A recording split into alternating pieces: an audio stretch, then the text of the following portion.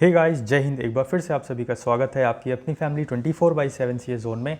तो आज की जो आपकी क्लास है या प्रैक्टिस पेपर है वो जीके का होने वाला है। इसमें हम कुछ इंपॉर्टेंट क्वेश्चंस देखने वाले हैं और जैसा कि मैंने आपको ऑलरेडी डिस्कस कर रखा है कि 70 डेज़ का प्लान किस तरीके से आपको प्रिपेयर करना है। यूट्यूब की प्लेलिस्ट हमारी जो है उससे आपको कैसे कैसे प्रिपेयर करना है, कब रिवाइज़ करना है, 70 डेज़ का प्लान हमने बता रखा है। तो उसको आप ज़रूर देखिए। डिस्क्रिप्शन बॉक्स में आपको उस वीडियो का लिंक दे दूँगा।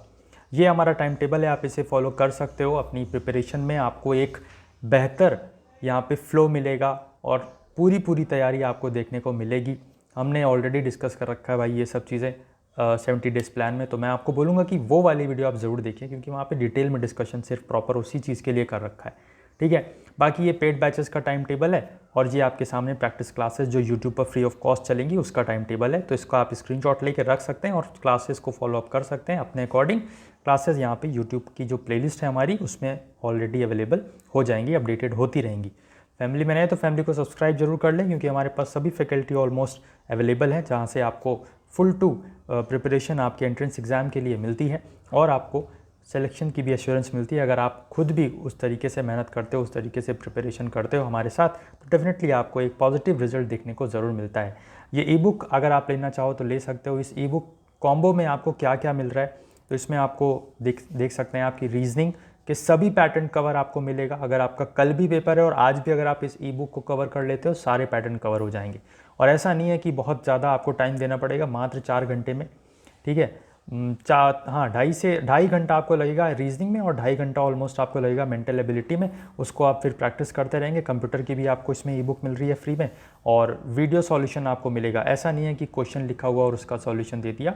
उसका जो क्वेश्चन है उसका जो सॉल्यूशन है कैसे वो बना 6 से 14, 6 से 36 या 6 से 81, वो सब हमने अप्रोच जो हमारी शॉर्ट टाइम में होनी चाहिए, स्मार्ट अप्रोच होनी चाहिए, वो सब हमने समझा रखा है। तो डिटेल में आपको चीज़ें देखने को मिलेंगी और रीजनिंग और मेंटल एबिलिटी अगर आप यहाँ से कवर कर लेते हो प्लस यूट्यूब की जो हमारी प्लेलिस्ट है वहाँ से कवर करते हो तो रीजनिंग और मेंटल एबिलिटी आपको कहीं से पढ़ने की ज़रूरत नहीं पड़ेगी। ठीक है, यहाँ पे जो हम क्लासेस करवाएंगे वहाँ से आपकी प्रैक्टिस हो जाएगी और जो कॉन्सेप्ट्स हैं हर एक टाइप के, हर एक पैटर्न के, वो आपके ये ई बुक से कवर हो जाएंगे। तो जो भी इंटरेस्टेड है डिस्क्रिप्शन बॉक्स में आपको डायरेक्ट लिंक भी मिल जाएगा या अगर कुछ डाउट है या कुछ भी आपको इसके रिगार्डिंग पूछना है तो आप हमें व्हाट्सएप कर सकते हैं। हमने आपको जो नंबर है वो दे रखा है। ऑथेंटिसिटी आपको यहीं पे मिलेगी, किसी भी टेलीग्राम ग्रुप और किसी भी अदर मीडियम्स के में आप चक्कर में मत पड़ेगा क्योंकि भाई मार्केट है, मार्केट में बहुत सारे फॉल्टर्स भी रहते हैं। ये आपके सामने एक है कि इस कॉम्बो में आपको ई बुक भी मिलेगा और लाइव बैच भी मिलेगा। तो पहले जो है हम क्या कर रहे थे, ये आप देख सकते हो ई बुक का जो है कॉस्ट वो 99 रुपीज़ है और लाइव ये जो अगर आप क्लासेस ज्वाइन करते हो तो इसका 229 है। ऑल ओवर मिला के ये 328 तक जा रहा था और जिसका पहले अगर हम प्राइस की बात करें तो 799 आ रहा था, बट अब हमने डिस्काउंट कर दिया 260 रुपीज़ में। अगर आप ये कॉम्बो लेना चाहते हो तो ये आप कॉम्बो ले सकते हो। बहुत ही ज़्यादा फ़ायदेमंद, बहुत ही ज़्यादा यूज़फुल, बहुत ही ज़्यादा कॉस्ट इफेक्टिव और बहुत ही ज़्यादा क्वालिटी कंटेंट आपको इसमें देखने को मिलेगा। ये तो हम एश्योरेंस दे रहे हैं। बस जो कंटेंट आपको पढ़ाएंगे वो कंटेंट आपको पढ़ना है, रिवाइज करना है। That's it, you are prepare for your entrance exam. Okay, तो चलिए यहाँ पे हम ऑलरेडी बहुत सारी बातें कर चुके हैं अपने कोर्सेज और ई बुक के बारे में। आगे बढ़ते हैं, क्लास को स्टार्ट करते हैं। बाकी यहाँ पे नंबर दे रखा है तो आप यहाँ पे नंबर के अकॉर्डिंग जा सकते हो। व्हाट्सएप नंबर पे हमें सारी चीज़ें पूछ सकते हो। ठीक है, और ज़्यादा लेट मत करें क्योंकि 70 डेज़ ही बचे हुए हैं, 70 से 80 डेज़ बचे हुए हैं। इसमें ही आपको जो प्रिपरेशन करना है पूरी और उसके बाद रिवाइज भी करना है। Previous year questions, mock test और पूरा सिलेबस वाइज जो आपको चैप्टर वाइज है वो सब पढ़ना पड़ेगा। तो मेक श्योर आप इस चीज़ को ज़रूर देखें। और अगर सिर्फ आप बैच ज्वाइन करना चाहते हो तो 229 का आप बैच ज्वाइन कर सकते हो। ठीक है, क्लासेस को स्टार्ट करते हैं। क्वेश्चन नंबर 1 आपकी स्क्रीन पर है। आई थिंक मुझे ये स्पेक अपना रिमूव करना चाहिए बिकॉज शाइनिंग की वजह से यहाँ पे एक रिफ्लेक्ट आ रहा है। तो क्वेश्चन नंबर 1 है आपका, who authored a century is not enough. तो इस क्वेश्चन में क्या है, आपसे एक बुक है वो पूछी जा रही है जिसका नाम है कि a century is not enough. ठीक है, ये किसकी बुक है? A century is not enough किसने लिखी? तो सौरव गांगुली, सचिन तेंदुलकर, MS धोनी या फिर विराट कोहली। तो इसका करेक्ट आंसर बनेगा आपका option A, that is Sourav Ganguly. एक चीज़ मैं आपको सभी को बता दूं कि भाई जो भी यहाँ पे सब्जेक्ट आपके एंट्रेंस एग्जाम में आ रहा है, सिलेबस में मेंशन है, सपोज जीके मेंशन है या जनरल अवेयरनेस मेंशन है, तो जीके की जो प्लेलिस्ट है उसमें जितनी भी क्लासेस लगी हुई हैं वो सभी आपको देखनी है। ठीक है, कुछ चीज़ें होती हैं जो कभी नहीं बदलती। जैसे CJI को कौन अपॉइंट करता है, तो आप कहोगे प्रेसिडेंट अपॉइंट करता है, हमने क्लासेस में डिस्कस कर रखा है। तो अब यही क्वेश्चन हम 4 साल बाद पूछें, यही क्वेश्चन हम पिछले 4 साल पहले देखें तो भी इसका यही आंसर था, 4 साल बाद अगर हम देखें तो भी यही आंसर होगा। ठीक है, कुछ अपडेट नहीं होता है तो, है ना, ऑल्दो आंसर सेम रहेगा। तो इसीलिए जो जीके की क्लास है वो आपको सारी प्रिपेयर करनी है। सिमिलरली यहाँ पे जो रीजनिंग की क्लास है सारी प्रिपेयर करनी है। ये नहीं सोचना है कि आपका 2022 उसमें लिखा हुआ है या 2021 लिखा हुआ है। अगर आप एंट्रेंस एग्जाम में बैठने जा रहे हो और आपके एंट्रेंस सिलेबस में जीके मेंशन्ड है या रीजनिंग मेंशन्ड है या कुछ भी मेंशन्ड है, तो आपको उस प्लेलिस्ट में जितनी भी क्लासेस अटैच्ड हैं वो सभी करनी है। ये आपको गांठ बांध लेना है। नंबर क्वेश्चन यहाँ पे हम 2 की बात करते हैं। तो ये आपसे पूछ रहा है, who among the following wrote the book a History of the six. ठीक है, निम्नलिखित में से किसने the history of the Sikh पुस्तक लिखी है। तो ऑप्शंस आपकी स्क्रीन पर है। इसमें हम करेक्ट आंसर की बात करें तो option number B, Khushwant Singh ने A History of the Sikhs book लिखी है, पुस्तक लिखी है। आगे बढ़ते हैं। The concepts of wages, rent, interest and profit are studied under which branch of economics. मजदूरी, किराया, ब्याज तथा लाभ की अवधारणाओं का अध्ययन अर्थशास्त्र की किस शाखा में किया जाता है। बहुत सारी शाखाएं, बहुत सारे ब्रांचेस हैं इकोनॉमिक्स में, macro, micro, eco, health and so on. लेकिन यहाँ पे अगर हम सिर्फ वेजेस, रेंट, इंटरेस्ट, प्रॉफिट, मजदूरी, किराया, ब्याज और लाभ की बात करें तो करेक्ट आंसर आपका हो जाएगा इसका स्टडी जो है हम किस में करते हैं, इसका स्टडी माइक्रो इकोनॉमिक्स में। ठीक है, इसकी स्टडी किस में करते हैं, माइक्रो इकोनॉमिक्स में। आगे बढ़ते हैं। The demand for a commodity और service which is a consequence of the demand for something else is called. किसी वस्तु या सेवा की मांग जो किसी और चीज की मांग का परिणाम है क्या कहलाती है। Income demand, direct demand, composite demand या फिर डिराइव डिमांड। तो अगर आप सोच रहे हैं यहाँ पे option number D, derive demand, क्योंकि यहाँ पे क्या हो रहा है, दूसरे वस्तु की प्रेजेंस से ही उस प्रेजेंट नेक्स्ट जो आर्टिकल है उसकी डिमांड बढ़ रही है। ठीक है, इसलिए डिराइव डिमांड होगा। आगे बढ़ते हैं। Article 21A was introduced by which constitutional amendment act. एक चीज़ और बता दूं कि भाई आप लोग सोच रहे होंगे कि history, civic, geography, political science, economics, psychology and so on, जितने भी सब्जेक्ट्स हैं आर्ट के, ये सब हम ना जीके की क्लास में कवर करेंगे, जीके के ही प्रैक्टिस टेस्ट में कवर करेंगे। बाकी और जो वीडियोस हैं और जो क्लासेस हैं वो आपको प्लेलिस्ट में अवेलेबल हैं, तो उसको भी आप धीरे धीरे कवर करिए। ठीक है, अपने हिसाब से। नेक्स्ट हम देखते हैं यहाँ पे जो इस क्वेश्चन में पूछ रहे हैं कि article 21A was introduced by which constitutional amendment. मतलब कि जो आपका 21A अनुच्छेद है उसको किस संविधान संशोधन से लाया गया है। तो ये आपका 86th अमेंडमेंट से लाया गया है, 2002 में लाया गया है। ठीक है, आगे बढ़ते हैं। किससे रिलेटेड है, तो एजुकेशन से रिलेटेड है। 21A मोस्ट इंपॉर्टेंट आर्टिकल है। ऑल्दो आर्टिकल्स तो 395 हैं, ये भी याद रखना है, बट उसमें से कुछ इंपॉर्टेंट आर्टिकल्स हैं जो पूछे जाते हैं बार बार, जिसमें से 21A is the most repeated article जो कि बार बार पूछा गया है। ठीक है, नेक्स्ट क्वेश्चन आपकी स्क्रीन पर है। विच amendment of the constitution is called the mini constitution of India and was brought in during the national emergency in the year 1976। संविधान में किया गया कौन सा संशोधन भारत का लघु संविधान कहलाता है तथा जिसे वर्ष 1976 में राष्ट्रीय आपातकाल के दौरान लाया गया था। तो ये आपका जो है 42nd अमेंडमेंट है। इसे हम मिनी कॉन्स्टिट्यूशन भी कहते हैं या लघु संविधान भी कहते हैं। बहुत सारे इंपॉर्टेंट अमेंडमेंट्स इस जो है अमेंडमेंट में हुए थे, बहुत सारे इंपॉर्टेंट प्रोविजंस आए थे, बहुत सारे चेंजेस हुए थे, इसीलिए इसको एक इम्पॉर्टेंट आर्टिकल माना जाता है, सॉरी अमेंडमेंट माना जाता है, जो कि 1976 में आया था। ठीक है, ऐसे ही एक 44th अमेंडमेंट भी है, उसकी भी बात हम करेंगे। इस क्वेश्चन में याद रखिएगा 42nd अमेंडमेंट 1976 में आया था नेशनल इमरजेंसी के दौरान, और इसको हम मिनी कॉन्स्टिट्यूशन भी बोलते हैं। आगे बढ़ते हैं। नेक्स्ट क्वेश्चन है आपका part 4th of the Indian constitution contains the provision on. तो भारत संविधान के भाग 4 में किस चीज़ की बात कही जाती है या किस चीज़ का प्रावधान है। देखो, हमारे पास टोटल 22 पार्ट्स हैं इंडियन कॉन्स्टिट्यूशन में, भारत के संविधान में, ये भी याद रखना है, 22 पार्ट्स इन टोटल। पार्ट 4 की अगर हम बात करें तो ये आपका बात करता है option B, that is directive principle of state policy. ठीक है, राजनीति के निर्देशक सिद्धांत। ओके, जिसमें स्टेट डेवलपमेंट की बात कही जाती है और किस तरीके से स्टेट को वर्क करना चाहिए, क्या आपकी ड्यूटीज़ हैं स्टेट की और क्या कैसे स्टेट को वर्क करना चाहिए, ये सब चीज़ें डेवलपमेंट में बात करी जाती है, ठीक है, स्टेट के लिए।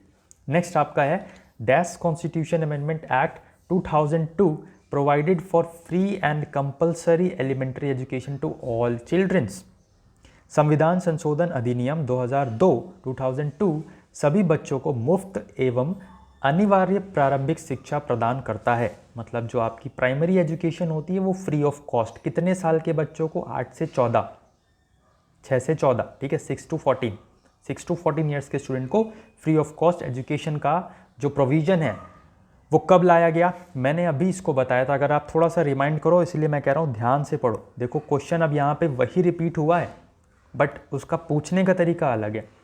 86th कॉन्स्टिट्यूशन के बारे में अभी हमने बात की थी कि नहीं? कॉन्स्टिट्यूशन अमेंडमेंट के बारे में मैंने बोला था कि 2002 में हुआ था, तो अगर आपको ये भी याद रहता कि 2002 में हुआ था तो भी यहाँ पे बता देते कि सर 86th अमेंडमेंट अभी आपने बताया था पीछे। तो अब आपको देखिए यहाँ कई चीज़ें पता चली। क्या? 86th अमेंडमेंट 2002 में हुआ, गॉट दैट। अगला, ये किससे रिलेटेड है? तो फ्री एलिमेंट्री एजुकेशन से रिलेटेड है, जो प्राइमरी एजुकेशन होती है चिल्ड्रंस को दी जाती है 6 to 14 ईयर्स के स्टूडेंट को, यहाँ पे फ्री ऑफ कॉस्ट एजुकेशन से रिलेटेड है 86th अमेंडमेंट। 21A आर्टिकल है, article is different, 21A amendment is different. 86th amendment 2002, देखो आर्टिकल तो नॉर्मल 1 to 3 जो भी हैं वो हैं। 21, अब देखो यहाँ पे क्या है, 21A है, थोड़ा सा बता देता हूँ। देखो कैसे 21 के बाद 22 आता, 22 ही आया था, बट फिर बाद में जब चीज़ें देखी गई तो यहाँ पे इस अमेंडमेंट को लाया गया। अमेंडमेंट से क्या होता है कि हम कुछ कॉन्स्टिट्यूशन में चेंजेस कर देते हैं, तो जब चेंज किया गया तो राइट टू प्राइवेसी या राइट टू पर्सनल लाइफ जो है वो 21 आर्टिकल में उसका डिस्कशन है।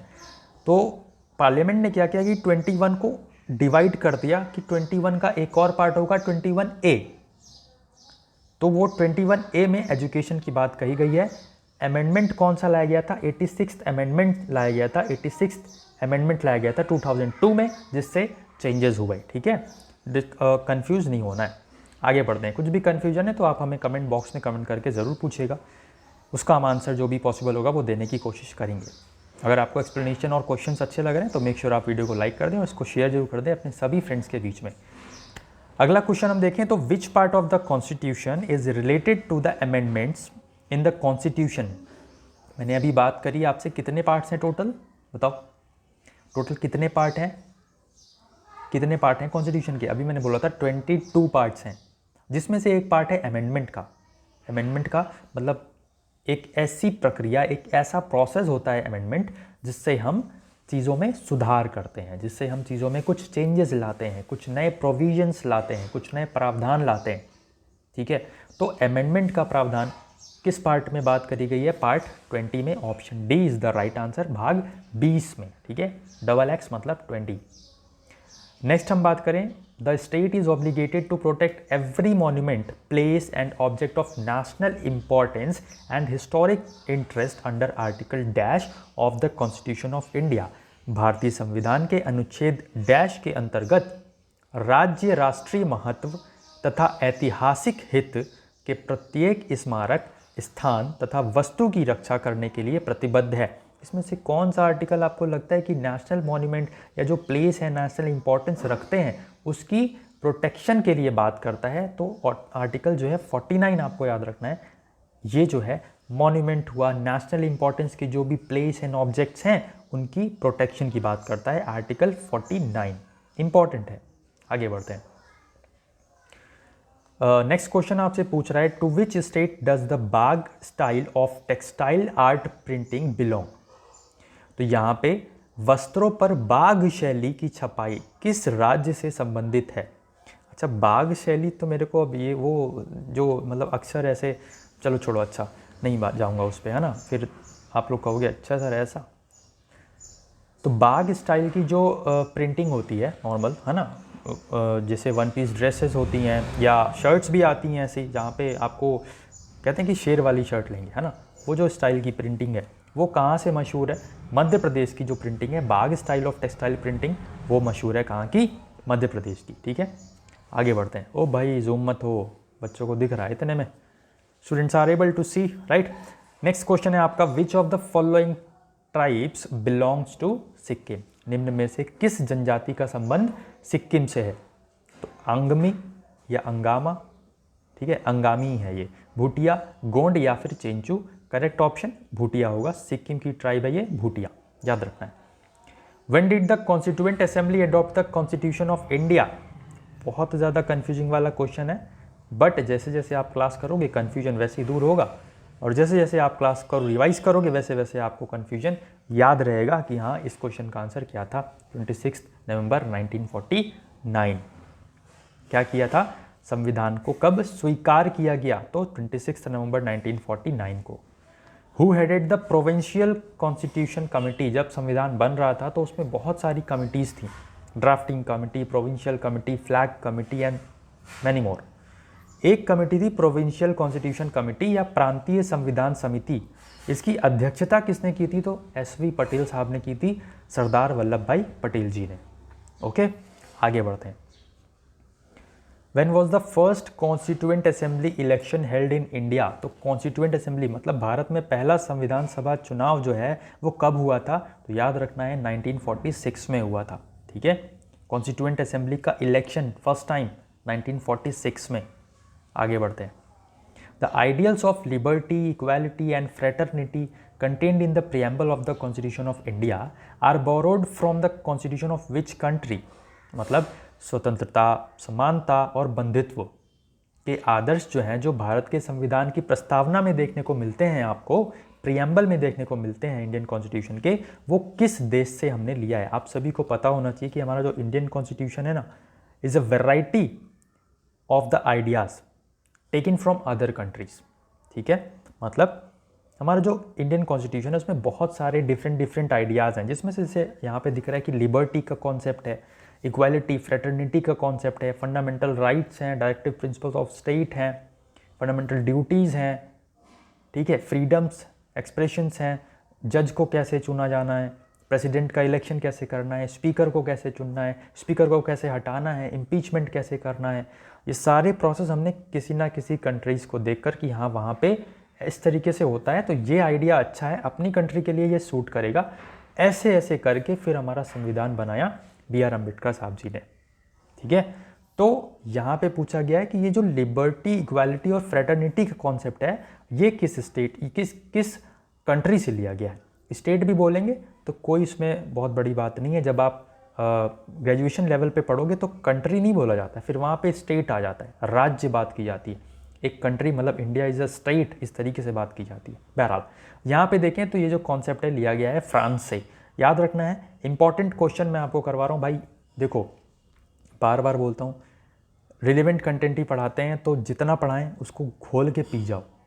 ठीक है, और कुछ नहीं बोलूँगा, बाकी आपका एंट्रेंस एग्जाम में आपका दिल बोलेगा जब आपने पढ़ा होगा, और आपका दिल बोलेगा जब आपने इस क्वेश्चन को अरे ठीक है स्किप कर दिया या स्किप कर दिया, इस तरीके से जब पढ़ोगे तो आपको वहाँ पे आ जाएगा कि यार ये क्वेश्चन तो हमने क्लास में किया था बट मैंने स्किप कर दिया था। तो ये मत करना, ठीक है, पछतावा नहीं होना चाहिए। बस कंटेंट आपको 1 नंबर दे रखा है ऑलरेडी और दे भी रहे हैं।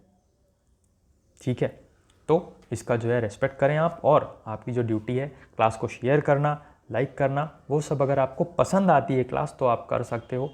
अगर आपको जेन्युइन लगते हैं हमारी मेहनत, हर एक सब्जेक्ट की क्लास, उसका एक्सप्लेनेशन, तो you should do it for us. ठीक है, इतना फेवर तो बनता है। बाकी ई बुक वगैरह आप ले सकते हो, बैच ज्वाइन कर सकते हो, वो आपकी मर्जी है। यहाँ पे हम देखें, नेक्स्ट क्वेश्चन है आपका, who was the chairman of the drafting committee of the constitution of India? तो ड्राफ्टिंग कमेटी, मैंने भी बोला बहुत सारी कमिटीज़ थी। देखिए अगेन एक कमेटी पूछी गई, तो इस जो जीके का प्रैक्टिस टेस्ट है ये, इसमें हमने पॉलिटी के क्वेश्चन ज़्यादा रखे हैं क्योंकि बनते हैं यहाँ से क्वेश्चन और बनेंगे। तो देखिए इसमें जो ड्राफ्टिंग कमेटी का जो हेड थे वो कौन थे? BR अम्बेडकर जी थे। ठीक है, इसमें 7 पीपल जो है वो और थे, लेकिन हेड कौन था? ये BR अम्बेडकर जी थे। ठीक है, the power of judicial review, देखो अगेन यहाँ पे एक क्वेश्चन आ गया। मैंने बोला था ना कि बहुत सारे कॉन्सेप्ट बोरो किए गए हैं, तो ये देखिए एक है कि जुडिशियल रिव्यू का न्यायिक पुनरावलोकन, जुडिशियल रिव्यू। सपोज आपने कोई क्राइम कर दिया और आपको जो कोर्ट है उसने बोल दिया कि हाँ भाई ये तो पापी है, ये ही इज़ अ क्रिमिनल या शी इज़ अ क्रिमिनल, और आपको सज़ा सुना दी, तो अब आपके पास एक ऑप्शन है कि आप न्यायिक पुनरावलोकन कर सकते हो, जुडिशियल रिव्यू के लिए कोर्ट के पास जा सकते हो कि सर एक मौका मेरे को और मिलना चाहिए, ये जो पूरी जांचें हुई हैं, ये जो भी इंस्पेक्शन किए हैं पुलिस इंस्पेक्टर ने या पुलिस ने, वो एक बार फिर से हो, और क्योंकि मैं निर्दोष हूँ, ठीक है, अगर इस तरीके से अगर आप वाकई में निर्दोष हो तो, या आपको लगता है कि कहीं से कहीं चांस बन सकता है, तो आप इस तरीके से जुडिशियल रिव्यू करवा सकते हो। फिर जो आपका जज वगैरह होंगे, वो कोर्ट वगैरह होंगे, वो वापस से आपकी जो पूरी केस है उसका जांच करेंगे, तब आपको बताएंगे कि हाँ ठीक है तुम दोषी हो तो हो, या तुम दोषी नहीं हो, ठीक है वो चीज़ यहाँ से अब हमको सबूत मिला है, इस तरीके से, ठीक है। तो जुडिशियल रिव्यू का कॉन्सेप्ट कहाँ से लिया गया? अमेरिका से लिया गया था, याद रखना है आपको। Next question, the ideal of residual powers in Indian constitution has been taken from the constitution of, Bharat संविधान में अवशिष्ट शक्तियों का विचार डैश के संविधान से लिया गया है। देखो तीन जो शेड्यूल है हमारे, शेड्यूल जो है हमारा 7, उसमें बात की गई है सेपरेशन ऑफ पावर्स की, separation of powers between state, centre and concurrent list, मतलब 3 हमारे पास हैं। पहली है स्टेट लिस्ट, जिसमें सिर्फ स्टेट, राज्य सिर्फ अपना जो है लॉ वगैरह बना सकता है, कानून बना सकता है अपना। दूसरा है यूनियन, जिसमें सिर्फ यूनियन ही कुछ ऐसे सब्जेक्ट्स होते हैं जिन पर सिर्फ यूनियन ही कानून बना सकता है, अपने लॉज बना सकता है। तीसरा है कॉन्करेंट, कुछ ऐसे सब्जेक्ट्स जिन पे दोनों की रिक्वायरमेंट होती है कि यूनियन भी कानून बनाएगा और स्टेट भी कानून बनाएगा। 3 चीज़ हो गई। अब जितने भी बाकी के जो सब्जेक्ट्स हैं जिसमें कन्फ्यूजन है कि ये हम कॉन्करेंट में रखें, कॉन्करेंट लिस्ट में रखें, या स्टेट लिस्ट में रखें, या फिर यूनियन लिस्ट में रखें, वो सारे बचे हुए जो आपके सब्जेक्ट्स हैं वो किस में आएंगे? रेजिडुअल में। और वो रेजिडुअल पावर किसके पास होती है? प्रेसिडेंट के पास, ठीक है। तो उस पर प्रेसिडेंट बनाते हैं अपना लॉ वगैरह, जो भी कमेटी होती है उनकी मेंबर्स होते हैं उनके अंडर में। तो यहाँ पे उनके सजेशन में, उनकी एडवाइसेस में, यहाँ पे आप देख सकते हो द आइडिया जो है रेजिडुअल पावर्स का, ये कहाँ से लिया गया? कनाडा से लिया गया है, याद रखना है। बाकी जो कॉन्सेप्ट समझाया मैंने वो भी इंपॉर्टेंट है। नेक्स्ट क्वेश्चन है आपका, which article of the constitution deals with formation of new states, संविधान के किस अनुच्छेद का संबंध नए राज्यों के गठन से है? इसमें तो कुछ समझाने की जरूरत है ही नहीं, डायरेक्ट हमको आंसर पता होना चाहिए। आर्टिकल 3 इसमें क्या बात कर रहे हैं कि नया जो स्टेट बनना है उसकी बात किसमें की गई है? तो अनुच्छेद 3, अनुच्छेद 3 में। So that's it for today. यही थी आपकी क्लास इंपॉर्टेंट आज की। आई होप आपको सेशन अच्छा लगा होगा, क्वेश्चंस पसंद आए होंगे। बाकी भाई मैं यही बोलूँगा कि ई बुक आप सभी के लिए बहुत ही ज़्यादा इंपॉर्टेंट है। मैं ऐसा ही नहीं बोल रहा हूँ, मैं आपको सिर्फ जस्ट डोंट थिंक कि मैं आपको बस सेल कर रहा हूँ, डोंट थिंक भाई, मत लेना अगर आपको ऐसा लग रहा है। बट जो जेन्युइन चीज़ है, जो रियलिटी है, अगर वो चीज़ आपको सामने से बताई जाती है तो आपको भरोसा नहीं होता है। और इसकी जेन्युइननेस, इसकी रियलिटी आप खुद देख सकते हो। हमारे इंस्टाग्राम जो हमारी हैंडलिंग है उस पर आप जाके जो आप प्रोफाइल खोलोगे तो वहाँ पे आपको नीचे बच्चों के, स्टूडेंट्स के कमेंट दिखेंगे कि किस तरीके से ये हमने पूरी फुल पैकेज बना रखा है। इसको बॉम्ब है एक छोटा पैकेट बड़ा धमाका। और इसमें ऐसा नहीं है कि आपको मतलब इतना वर्थ है ये आपके लिए। इस तरीके से आपको ये सब चीज़ें कवर की गई हैं। बाकी ये कॉम्बो भी आपके लिए ला दिया गया है, तो कोई टेंशन की बात नहीं है। कुछ भी अगर प्रॉब्लम है, कुछ भी अगर आपको दिक्कत है तो आप हमें व्हाट्सएप करके ज़रूर पूछें, और इसी बुक को आप ज़रूर से लें, क्योंकि ये आपके लिए बहुत ही ज़्यादा हेल्पफुल होने वाली है। आपको जब आप एंट्रेंस एग्ज़ाम दोगे ना, तब पता चलेगा उसकी रियलिटी, इसका इफ़ेक्टिवनेस। जो आप प्रैक्टिस यहाँ से करोगे ना, तब पता चलेगा वो, ठीक है। क्लास कैसी लगी ज़रूर बताइएगा। आई होप आपको क्वेश्चंस अच्छे हम छांट के लाए थे, आपको अच्छा लगा होगा। क्वेश्चंस भी कुछ नॉलेज मिली होगी और बहुत सारी चीज़ें पता चली होगी जो कि आपके एंट्रेंस पर्पज़ से इंपॉर्टेंट है। ध्यान रखिएगा कि भाई हम कुछ भी इधर उधर का नहीं पढ़ाते, कुछ भी एक्स्ट्रा नहीं पढ़ाते, वही पढ़ाते हैं जो आपके एंट्रेंस एग्जाम के पर्पज़ से इंपॉर्टेंट हो। वही पैटर्न के क्वेश्चन हम आपको करवाते हैं, दैट्स इट। ना ज़्यादा हार्ड ना ज़्यादा ईजी, और इसी तरीके से करवाएंगे। बाकी की जो सारी क्लासेस हैं जो हमारे प्लेलिस्ट में लगी हुई हैं, पिछले साल की या 2021 की या 2022 की, भाई सारी की सारी देखनी है आपको। हम ये बता दे रहे हैं आपको ओरली, ठीक है, क्योंकि वो सारी क्लासेस इंपॉर्टेंट है। उसमें आपको कंटेंट, जब आपके पास यार कंटेंट आ जाएगा, जब आप हर तरीके के क्वेश्चन से विजिट कर लोगे, रूबरू हो जाओगे कि हाँ इसका आंसर ये, इसका आंसर ये, तो मज़ा आएगी। जब आपके दिमाग में ये पूरा भर जाएगा ना, नंबर ऑफ़ क्वेश्चन हो जाएंगे, तब कैसे नहीं फंसेगा यार एंट्रेंस एग्ज़ाम में, ये सोचो। तो ये मेहनत आपको फल देगी आपके जो एग्ज़ाम होने वाले हैं उसमें। आई होप आपको चीज़ें समझ में आ रही होंगी। कोई भी डाउट है तो कमेंट बॉक्स में कमेंट करके पूछ लेना। बाकी यार थक गया हूँ थोड़ा बोलते बोलते। फिलहाल के लिए हम क्लास को एंड करते हैं। अपना ख्याल रखिए, अपने घर वालों को ख्याल रखिए और बने रहिए। जय हिंद, जय भारत।